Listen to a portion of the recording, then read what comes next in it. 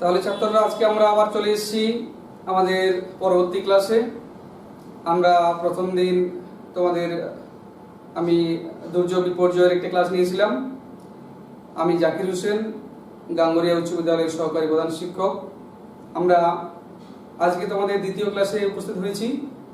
তার আগে আমি সকলকে বলে দিই, ক্লাস 9-এর আজকে আমরা যে ক্লাসটা নিতে যাচ্ছি ভূগোলের, তোমাদের ভারতের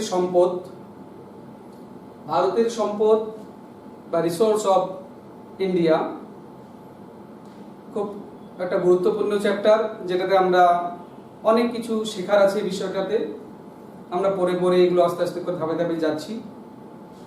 তার আগে প্রথমে বলে নিই, যে সমস্ত ছেলেমেয়েরা তোমরা টিভির পর্দায় আছো, তোমরা হাতের কাছে বইটাও বা খাতা কলম রাখতে পারো, পয়েন্ট আউট করে রাখবে, কি বলা হচ্ছে সেগুলোকে পয়েন্ট বাই পয়েন্ট করে রাখবে।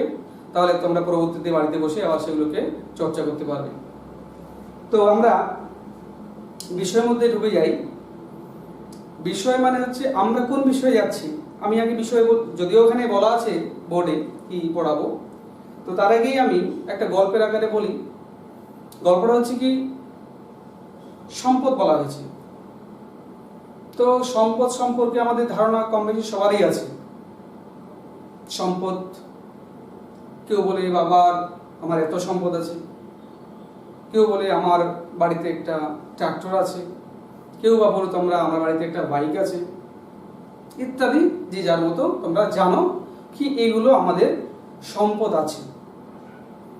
তো এবার আমি এই ক্লাসের মধ্যে যদি বলি, কৃষ্ণ তুমি একটু আমাকে তোমার কলমটা দাও তো বাবা। তুমি দিলে আমাকে কলমটা, দেওয়ার পরে আমি এবার লিখতে যাচ্ছি খাতায়। তো সেখানে দেখছি কি কলমটা লিখলো না। অর্থাৎ কি বোঝাচ্ছে, এই কলমটার মধ্যে কালি নেই যথেষ্ট পরিমাণে, ফলে লিখছে না বলে। তারপরে তুমি সেটাকে কি করবে, নিশ্চয়ই তোমার ব্যাগে বা তোমার পকেটে তুমি পুরে রাখবে না, তুমি এটাকে ডাস্টবিনে ফেলে দেবে। কেন ফেলে দেবে না, এই কলমটা তোমার কাছে আর ব্যবহারযোগ্য নয়, তুমি এটাকে আর কাজে লাগাতে পারছো না, বা এই কলমটা তোমার আর চাহিদা পূরণ করতে সক্ষম হচ্ছে না। তাহলে তুমি এটাকে ফেলে দিচ্ছ ডাস্টবিনে।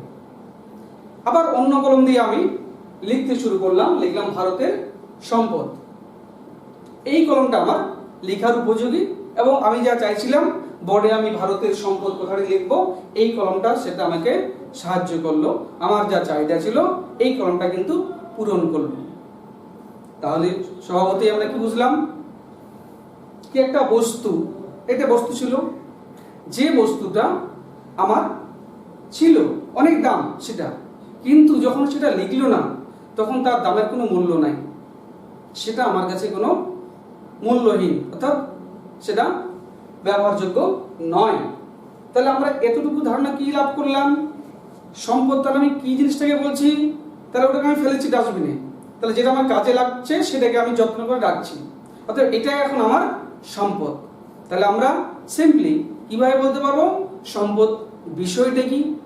সম্পদ তাহলে কোনো দ্রব্য বা কোনো বস্তু বা কোনো জিনিস শুধু হলেই হবে না, তার যে আয়তন আকার থাকতে হবে এমন কোনো কথা নেই, তাকে যে স্পর্শ করা যাবে এমন কোনো কথা নেই, তার যে জীবন থাকতে হবে এমন কোনো কথা নেই। সেটা জড় হতে পারে, কিন্তু তার মধ্যে কি থাকতে হবে, বিভিন্ন গুণ থাকতে হবে, তার মধ্যে অভাব মোচনের ক্ষমতা থাকতে হবে, তার মধ্যে গ্রহণযোগ্যতা থাকতে হবে, তারপরেই সেটা সম্পদ বলে বিবেচিত হবে।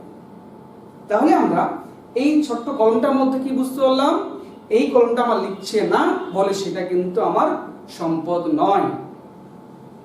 তাহলে আমরা কি বলছি, এবার ভারতের সম্পদ, এটা এখানে যদিও আমাদের চ্যাপ্টারে কথা বলা হয়েছে ভারতের সম্পদ, তো ভারতের সম্পদ বা বাংলাদেশের সম্পদ বা আমেরিকার সম্পদ বা চীনের সম্পদ, যে কোনো জায়গারই সম্পদ হোক না কেন, আগে আমাদের জানতে হবে সম্পদটা কি। সে যে কোনো দেশের হোক না কেন, তার আগে কি সম্পদ জানতে হবে। সম্পদটা কি জিনিস, রিসোর্সটা কি জিনিস, তারপরে আমার পশ্চিমবঙ্গের না আমার বুনিয়াদপুরের, সেটা পরের কথা। তাহলে আমাদের কনসেপশন আগে রাখতে হবে, কনসেপ্ট রাখতে হবে, ধারণা রাখতে হবে কার উপর, সম্পদটা কি জিনিস। তাহলে আমরা তোমাদের সংক্ষিপ্ত একটা চার্টের মধ্যে দেখানোর চেষ্টা করেছি। সেখানে আমাদের প্রথমত ধারণা লাভ করতে হবে সম্পদটা কি, আমি জানি কিনা, আমি যেটা পড়তে যাচ্ছি সেটা অ্যাকচুয়ালি আমার নলেজ আছে কিনা।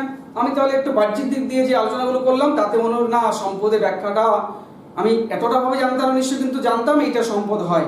এবার আমরা মোটামুটি ভাবে বুঝতে পারছি সম্পদ, তাহলে আমরা কাকে বলছি। তারপরে আমরা ভারতের সম্পদে আসছি। তাহলে এবার সম্পদের সংজ্ঞা আমরা কাকে বলবো, তাহলে আমাদের ধারণা হয়ে গেল আমরা মোটামুটি সম্পদ কাকে বলছি, এটুকু আমরা মোটামুটি সবাই বুঝতে পারলাম। এবার আমরা আসি সম্পদের সংজ্ঞা। সম্পদের সংজ্ঞায় বিভিন্ন অর্থনীতিবিদ বিভিন্নভাবে তার সংজ্ঞা প্রদান করেছেন বিভিন্ন দৃষ্টিকোণ থেকে। সর্বোপরি আমরা এখানে একটি মাত্র সংজ্ঞা উল্লেখ করব, যেটি হচ্ছে জার্মান অর্থনীতিবিদ E.W. জিমারম্যান তার একটা সংজ্ঞা আমরা বলছি, যেখানে তিনি সম্পদ কি বলতে চেয়েছেন, সম্পদ কি জিনিস। তিনি বলছেন সম্পদ কোনো দ্রব্য, কোনো বস্তু, কোনো জিনিস নয়, সে বস্তু, সে জিনিস বা সে দ্রব্যের চাহিদা থাকতে হবে, অভাব মোচন করার ক্ষমতা থাকতে হবে, তার ব্যবহারযোগ্যতা থাকতে হবে, তার গ্রহণযোগ্যতা থাকতে হবে, তখনই সেই বস্তু বা সেই দ্রব্য বা সেই জিনিসটি সম্পদ বলে বিবেচিত হবে। তার সিম্পলি তিনি বলছেন সম্পদ এই বস্তুটা একটা বড় একটা বিল্ডিং আর সেখানে কিছু নেই, ফাঁকা মাঠে পড়ে আছে, কোনো কাজে লাগে না, তাহলে কিন্তু সেই রকম বিল্ডিংটা কোনো সম্পদ নয়। সেটা তখন সম্পদ না যখন সেই বিল্ডিংটা আমাদের চাহিদা পূরণ করবে। আমি একটা স্কুল সেখানে খুলেছি, সেইখানে এই এরিয়ায় কোনো মানুষজনের বাস নেই, আমি ছাত্রবাবুবাদ থেকে বিল্ডিং পড়েই থাকবে, যখন আমার সেই বিল্ডিং এ ছাত্র মাস্টার থাকবে তখনই সেটা আমার উপযোগী হয়ে উঠলো কাজের। অর্থাৎ তখন আমি যেটা চাইছিলাম সেটাই হলো কি আজকে এখানে একটা বিদ্যালয় হয়েছে। এইভাবে তিনি বলছেন তাহলে সেই বস্তুটির আকার থাকতে পারে, আকার থাকতে নাও পারে, স্পর্শযোগ্য হতে পারে নাও পারে, তার জীব হতে পারে বা জড় হতে পারে, কিন্তু তার এই সমস্ত গুণগুলো থাকতে হবে, তবেই সেই বস্তুটি সম্পদ বলে গণ্য করা হবে। তাহলে আমরা ক্লিয়ার হলাম সম্পদ বিষয়টা কি। এবার আমরা চলে আসছি এর বৈশিষ্ট্য, ক্যারেক্টার কি কি। তাহলে সম্পদের বৈশিষ্ট্য কি কি, আমরা কিন্তু সংজ্ঞার মধ্যেই তার বৈশিষ্ট্যগুলো পেলাম। কি পেলাম, বলা হয়েছিল উপযোগিতা, কার্যকারিতা, চাহিদা এবং গ্রহণযোগ্যতা। তাহলে সেই বস্তুটির উপযোগী হতে হবে কাজের, সেই বস্তুটির কার্যকারী ক্ষমতা থাকতে হবে, সেই বস্তুটির মানুষের অভাব মোচন করার ক্ষমতা থাকতে হবে এবং সেই বস্তুটির গ্রহণযোগ্যতা থাকতে হবে সার্বিকভাবে, তবেই সেটা সম্পদ। এইগুলো হচ্ছে সম্পদের একটা করে ক্যারেক্টার, এক একটা করে বৈশিষ্ট্য। নেক্সট আমরা চলে আসছি উপাদান। সম্পদ কি কি ভাবে সৃষ্টি হল। দেখো তাহলে উপাদান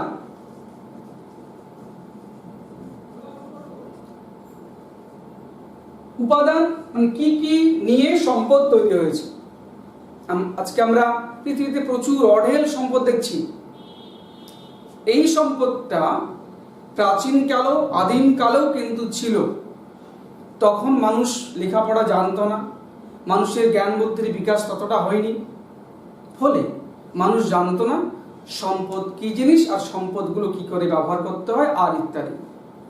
ক্রমে যুগের পরিবর্তনের সাথে সাথে মানুষের জ্ঞানের বিকাশ, সভ্যতার বিকাশের সঙ্গে সঙ্গে মানুষের চিন্তা শক্তির বিকাশ, টেকনোলজির উন্নতি হয়েছে।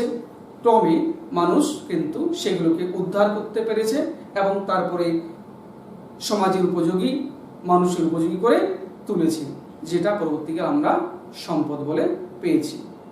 কিরকম, আজকে যে কয়লা, যেখান থেকে আমরা ভূগর্ভ থেকে কয়লা উত্তোলন করছি, খনিজ তেল উত্তোলন করছি, এই কয়লা, এই খনিজ তেল কিন্তু পৃথিবী সৃষ্টির সময় থেকেই ছিল।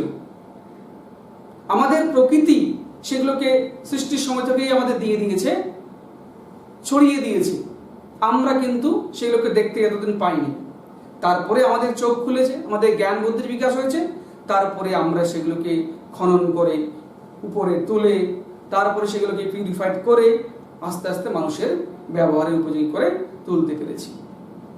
এবং সেই জায়গাটা, সেই পরিবেশটা, সেই সাংস্কৃতিক পরিবেশ থাকতে হবে যেখানে এটা ব্যবহারের উপযোগী। তাহলে এখানে তিনটি কথা বলা হলো, একটা প্রকৃতি, একটা মানুষ এবং একটা সংস্কৃতি। এই তিনটা এজেন্ট, এই তিনটে উপাদানের সমন্বয়ে কিন্তু সম্পদ তৈরি হয়েছে। এই তিনটার একটাও যদি কম হতো তাহলে কিন্তু সম্পদের পরিপূর্ণতা আসতো না। তাহলে কি দেখলাম আমরা? দেখছি উপাদানে কি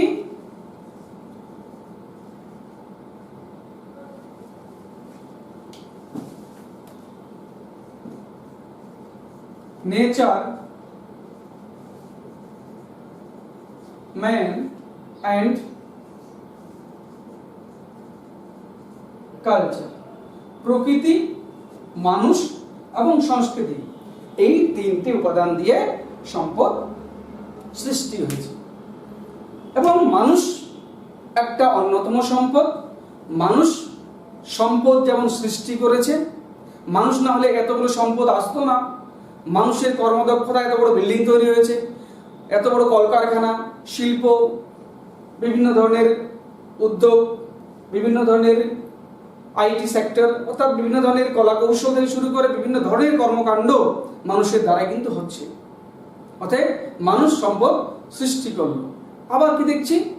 সেই সম্পদের কিন্তু বিনাশ মানুষই ঘটাচ্ছে। কিভাবে ঘটাচ্ছে? আমরা বলছি বন সৃজন করো, একটা বড় সম্পদ যেটা আমাদের পরিবেশের ভারসাম্য বজায় রাখবে। আমরা আবার কি করছি? আমাদের স্বার্থ চরিতার্থ করার জন্য, আমাদের সুখ লাভের জন্য আমরা বিভিন্নভাবে গাছকে কেটে আমাদের নিজস্ব কাজে ব্যবহার করছি। ফলে কি হচ্ছে? আমরাই কিন্তু সম্পদটাকে আবার নষ্ট করছি বা ধ্বংস করছি। ফলে আমরা বলি সম্পদ সৃষ্টিকারী এবং ভোগকারী হিসাবে মানুষেরা দ্বৈত ভূমিকা পালন করে। সিম্পল। তাহলে আমাদের প্রশ্ন হতে পারে মানুষের দ্বৈত ভূমিকা কি সম্পদ সৃষ্টি এবং সম্পদ ভোগকারী হিসাবে। নেক্সট হচ্ছে, চলে আসছি আমরা শ্রেণী বিভাগ। আমরা এবার ক্লাসিফিকেশন চলে আসবো।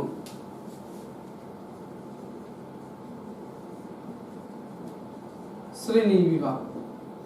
দেখো, সম্পদ অনেক ধরনের। যেমন আমরা একটু আগেই বলছিলাম, কেউ বলছে আমার ট্রাক্টর আছে, কেউ বলছে আমার 2 বিঘা জমি আছে, কেউ বা বললো আমার একটা ভালো দুটো বলদ আছে, কেউ বলছে আমার একটা বাড়ি আছে সুন্দর, ইত্যাদি শুনলাম। তাহলে বিভিন্ন ধরনের এগুলো কিন্তু সম্পদ, বিভিন্ন ধরনেরই সবগুলো কথা আমরা শুনলাম। এবার আমরা সেই ধরনগুলোর দিক থেকে আমরা এগুলোকে আমরা বিভিন্ন ভাবে ভাগ করতে পারবো, অর্থাৎ ভাগে ভাগ করি। কিরকম?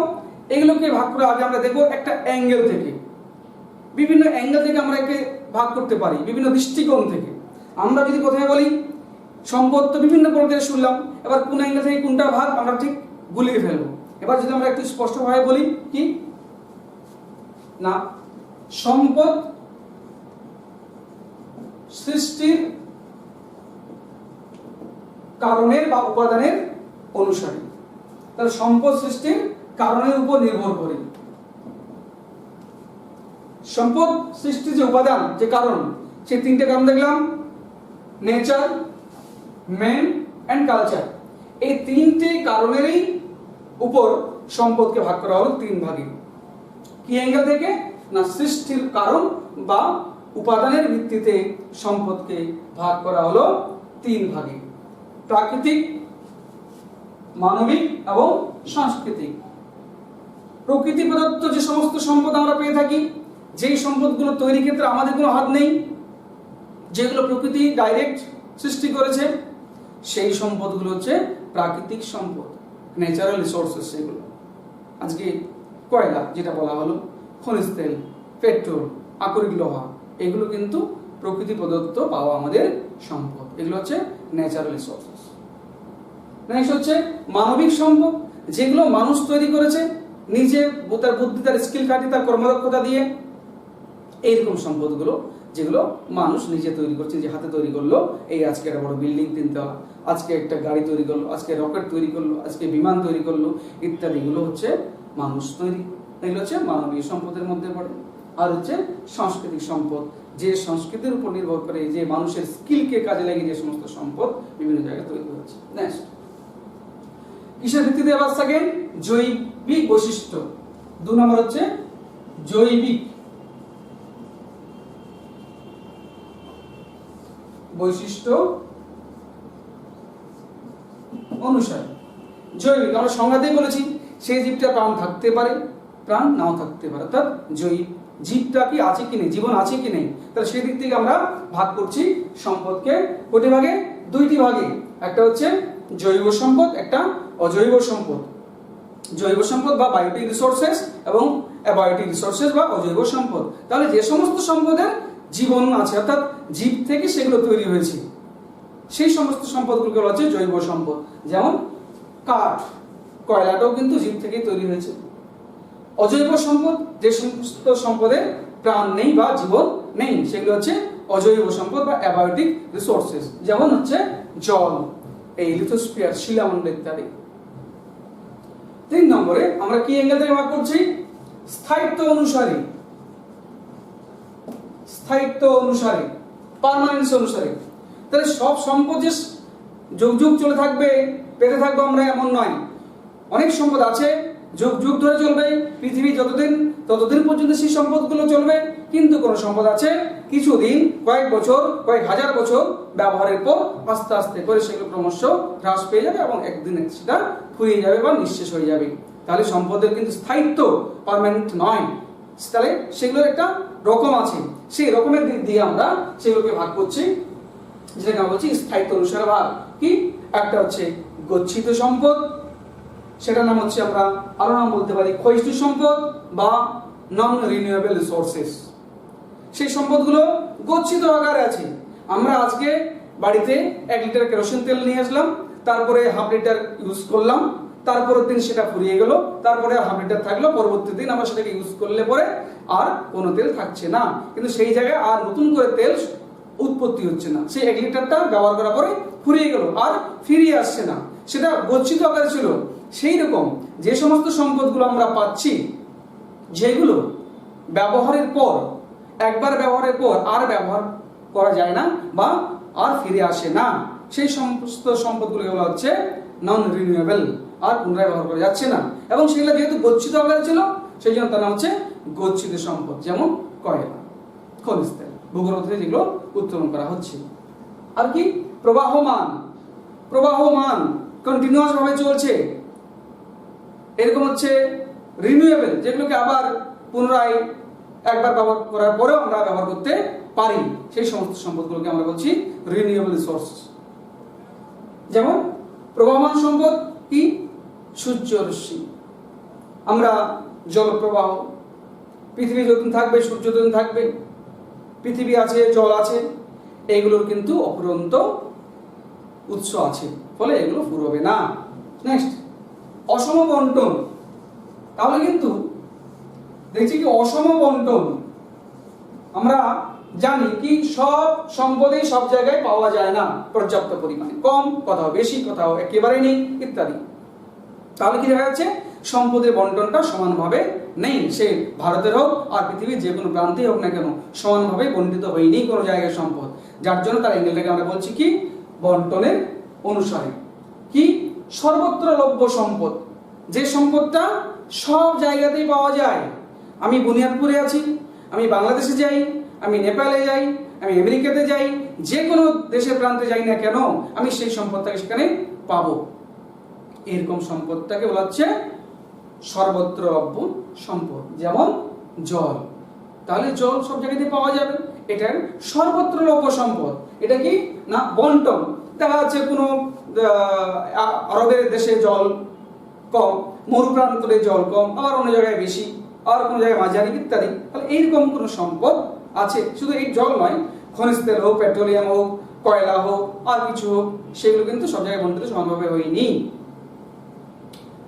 সহজলভ্য, সহজলভ্য সম্পদ, সম্পদগুলো আছে কিন্তু কোনটা একটু কষ্ট করে পেতে হয়, কোনটা আবার খুব সহজে পাওয়া যায়, এবং সহজে পেলে পরে আমরা সেইটাকে কাজে লাগাতে পারি বা দ্রুত সেটাকে বিক্রি করে আমরা অর্থ উপার্জন করে আমাদের জীবিকা নির্বাহ করতে পারি। এইরকম সম্পদগুলো আমরা কি বলছি, সহজলভ্য সম্পদ, যেগুলো সহজে পাওয়া যায়। তার মধ্যে হচ্ছে বনভূমি। কিরকম বনভূমি? তাহলে বনভূমি থেকে আমরা কাঠ কেটে প্রয়োজনে আমাদের জীবিকা নির্বাহ করতে পারি, সেখান থেকে অর্থ সংগ্রহ করে। সম্পদ থেকে ফলমূল, মধু সংগ্রহ করে আমরা বিক্রি করে আমরা সহজে অর্থ উপার্জন করতে পারি। অতএব এই সম্পদগুলো আমাদের খনন করে পিউরিফাইড করবে এমন কোনো ব্যাপার না। আমরা গাছ থেকে পারলাম, তারপরে বিক্রি করলাম, আমরা সঙ্গে সঙ্গে সেখান থেকে অর্থ উপার্জন করি। এইটা হচ্ছে কি সহজলভ্য। দুষ্প্রাপ্য সম্পদ, দুষ্প্রাপ্য সব জায়গায় পাওয়া যায় না, খুব রেয়ার কয়েকটা জায়গায় পাওয়া যায়। এরকম যে সমস্ত সম্পদ সেইগুলোকে বলা হচ্ছে দুষ্প্রাপ্য সম্পদ, যেমন টিন। এবং এই অসম বন্টনের 4 নম্বর পয়েন্ট হচ্ছে একমাত্র লভ্য সম্পদ। একমাত্র লভ্য সম্পদ মানে কি? সারা পৃথিবীর মধ্যে শুধুমাত্র একটি মাত্র জায়গায় সেই সম্পদটা আছে, সঞ্চিত আছে। এইরকম সম্পদ যেখানে পাওয়া যাবে বা যে স্থানে আছে তাকে বলা হচ্ছে একমাত্র লভ্য সম্পদ। এরকম কি জিনিস আমরা নাম শুনতে পাবো? গ্রিনল্যান্ডের আইভিকটাট নামক স্থানে কি পাওয়া যায়? ক্রায়োলাইট। ক্রায়োলাইট নামে একটা সম্পদ, যেটা গ্রিনল্যান্ডের আইভিকটাট নামক স্থানে একমাত্র পাওয়া যায়। এটার কোনো 2 নম্বর জায়গা নেই, পাওয়া যায় না। সেই জন্য এই সম্পদটা হচ্ছে কি না একমাত্র লভ্য সম্পদ। আমরা লাস্ট 5 নম্বরে চলে আসছি, মালিকানা অনুসারে। মালিকানা অনুসারে দেখো, মালিকানা অনুসারে আমরা একটু আগে বলছিলাম, যখন শুরু করে ক্লাসটা তখন বলছিলাম এই কলমটা দাও তো কৃষ্ণ, কৃষ্ণর কলম, রামের কলমটা অন্য। তাহলে রামের কলমটা রামের, কৃষ্ণের কলমটা কৃষ্ণের। তাহলে তার একটা মালিক কে? রাম বা কৃষ্ণ। ঠিক এরকম যে সমস্ত সম্পদগুলোর একটা নির্দিষ্ট মালিকানা আছে, তাদের নির্দিষ্ট একজন মালিক আছে, প্রোপাইটার আছে, সেই সম্পদগুলো হচ্ছে কি ভাগ করেছি আমরা? মালিকানা অনুসারে ভাগ করেছি। কি কি সম্পদ সেগুলো? ব্যক্তিগত নিজস্ব, যেটাকে আমরা বলি সামাজিক সম্পদ, সমাজের জন্য সেটা তৈরি হয়েছে। জাতীয় সম্পদ, যেটা সর্বজাতির সম্পদ আমাদের, এবং সার্বজনীন সম্পদ। এগুলো প্রত্যেকটা এক একটা মালিক আছে, তারা এই সম্পদগুলোকে দেখাশোনা করে বা তাদের আয়ত্তাধীন। তাহলে প্রথম কি বললাম আমরা? ব্যক্তিগত সম্পদ। যে কোনো সম্পদ যেটার মালিক কোনো একটা নির্দিষ্ট ব্যক্তি বা অন্য কেউ নির্দিষ্ট, অর্থাৎ প্রত্যেকেরই যে ব্যক্তিগতভাবে যে সমস্ত সম্পদ আছে সেগুলো তার নিজস্ব, এইরকম মালিকানাধীনকে বলা হচ্ছে ব্যক্তিগত সম্পদ। যেমন নিজের বাড়ি হতে পারে, নিজের গাড়ি হতে পারে, নিজের বই হতে পারে, নিজের আর কিছু হতে পারে, যেগুলো ব্যক্তিগত মালিকানাধীন। ওকে? কি সামাজিক সম্পদ? এবার আমি বললাম আমার বাড়ি এইটা, এবার তো রাম বলবে না এটা আমার বাড়ি, ওর বাড়ি এটা অন্য আছে, তাহলে সেটা ব্যক্তিগত।